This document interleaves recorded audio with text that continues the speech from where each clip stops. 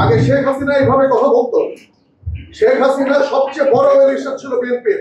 এটা তো শালীনতা হইলো না। আমরা তো আপনাদের কাছ থেকে শালীনতা কিভাবে শেখাবেন আপনারা? একজন কথা বললে আরেকজন কথা বলতে হয় না, এই ভদ্রতাটাই আপনারা বলেই যাবেন না। এখানে আপনি রাজনৈতিক বক্তব্য কেন দেবেন? Sorry for that. আপনি এরকম বলতে পারেন না। আগে শেখ হাসিনা এইভাবে কথা বলতো। শেখ হাসিনার সবচেয়ে বড় এলিশন ছিল বিএনপির। বিএনপির এগেইনস্টে কথা বলতো।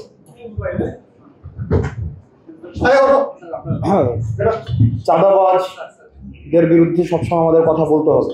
যারা চাঁদাবাজ, যারা মামলাবাজ, আমাকে একটু কথা বলতে হবে। বিশেষ করে এটা তো শালীনতা হইলো না। আমরা তো আপনাদের কাছ থেকে শালীনতা আপনারা। আমি তো শিষ্টাচার প্রত্যাশা করি। আমরা আসছি একটা প্রোগ্রাম। একজন কথা বললে কথা বলতে পারেন না। একজন কথা বললে আমরা এটা জানি না এইভাবে কথাবার্তা বলা। এটা মিনিমাম যদি আপনারা আমরা তো জানি না এখানে এই ফোরামে কথা বলা। একজন কথা বললে আরেকজন কথা বলতে হয় না, এই ভদ্রতাটাই আপনারা বলেই যাবেন না। এখানে এই ভদ্রতাটাই আপনারা এখানে আমরা জানতাম না। আমাদের কেন ইনভাইট করা হচ্ছে?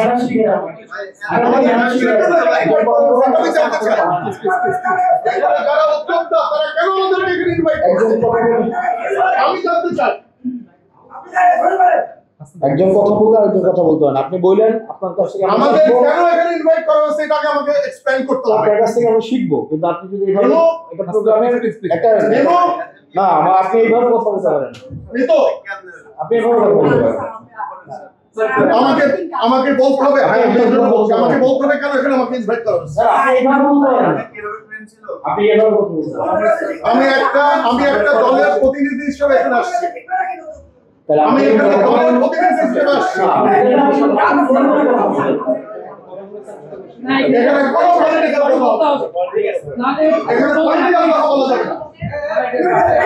ডক্টর সালাম